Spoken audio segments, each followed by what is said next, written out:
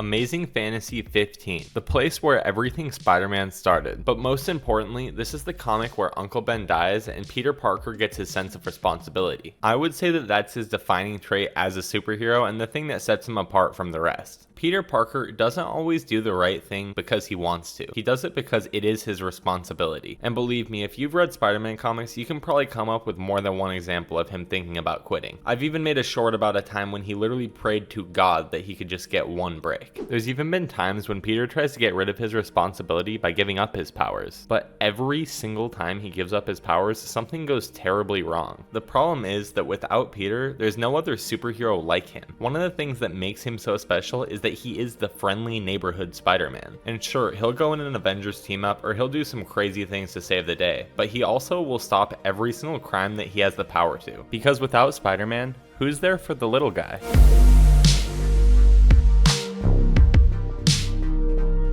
Amazing Fantasy number 1000 starts off in New York on a Tuesday. And like any normal Tuesday in Marvel, there's some giant beings just destroying the city. And this is where we meet the antagonist of the story. We see a man committing a burglary, but this man is smart. He waits for the major crises to happen just so that all the superheroes will be too busy to deal with him. As he's using his crowbar to break in, he talks about how this score is going to cover him for years and that he's completely safe since all the heroes are busy. All of them except the fucking neighborhood Spider-Man. The man begins to run away, asking him why he's not fighting one of those giant popsicles. Peter just replies by asking him if there's tracksuits on sale somewhere. But as he's running away, Peter webs up his shoe and makes him fall flat on his face. Then Spider-Man kind of mocks him. He says, "Frankie Fama, I can't believe I'm running into you here." And Spider-Man's been stopping this guy for a long time. I'm talking decades. Spidey has caught this man slipping almost every single time there's been a major crisis in New York. I mean, you can literally watch this guy age before your eyes in the panels. Spider-Man talks to him and tells him just how much he loves catching up, saying that they've had some great times together. And Frankie just kind of wondering why he always has to mess with him during these crises, just says, "I hate you." It's inferred that after his last break-in, he went to prison because it says this is 3 to 5 years later. He's robbing another place, but he said that all he had to do in prison was think, so he has a plan this time. Spider-Man does eventually end up catching up to Frankie, but as soon as he does, he gets lassoed around the neck. While Frankie was in prison, he actually spent the time to make some friends. They plan to use their combined forces to take Spider-Man out for good, but this is when Peter starts taking that personally. He's heard that they don't know how powerful he is, so he says, "Fine, let's do this one more time." He rips the lasso off his neck, talking about how he has the proportional strength of a spider. Next, he shows off his excellent fighting skills by knocking one of them across the room. One of the attackers tries to land a kick on him, but his spider sense kicks in, so that doesn't really end so well for them. And last but not least, he has to web him up with his web shooters that he made himself. After the attackers are disarmed, Spider-Man goes up to talk to Frankie. Frankie is literally in distress, just saying, "Why in the world do you keep messing with me when there's other things you could be doing? I'm just some guy, there's no reason to mess with me." And this really resonates with Spider-Man, so he says, "Frankie buddy,